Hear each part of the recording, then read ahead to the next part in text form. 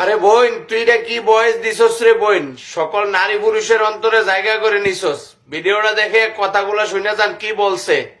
একজন বিবাহিত নারী যতই জায়নামাজে কান্নাকাটি করুক এবং প্রতিদিন কুরআন পাঠ করুক, ততক্ষণ পর্যন্ত সে তার ইমানের মাধুর্য খুঁজে পাবে না যতক্ষণ পর্যন্ত সে তার স্বামীর হক আদায় করবে না। স্বামীর হক আদায়ের মৌলিক বিষয়গুলো। নাম্বার 1, একজন স্ত্রীর উচিত তার স্বামীর পোশাক হয়ে যাওয়া, তার ভিতরে কমতি বের না করা, তার দোষ খুঁজে বের না করা, তার নিজের পরিবারের মাধ্যমে স্বামীকে পেরেশানি না দেওয়া এবং বিরক্ত না করা। নাম্বার 2, স্বামীর উপরে অসন্তুষ্ট না হওয়া, স্বামী যা দিচ্ছে সেটাতে আলহামদুলিল্লাহ বলা, শুকরিয়া আদায় করা। নাম্বার 3, স্বামীর সামনে খারাপ ভাষা ব্যবহার না করা। যদি রেগে থাকে অথবা খারাপ মেজাজে থাকে তাহলে শরীয়তের নির্দেশ আপনি স্বামীর সাথে সম্মান, মর্যাদা এবং ভালোবাসার সাথে তার রাগ মোকাবেলা করবেন। বিয়ের পর যে নারী তার স্বামীর ব্যাপারে যত্নশীল না, স্বামীর হক এবং অধিকারের ব্যাপারে অবহেলা করে, বিশ্বাস করেন আল্লাহ তাআলা সেই নারীকে ইমানের মাধুর্য থেকে বঞ্চিত করে দেয়। এজন্য প্রত্যেকটা নারীর উচিত বিয়ের পর তার স্বামীর হক আদায় করার চেষ্টা করা।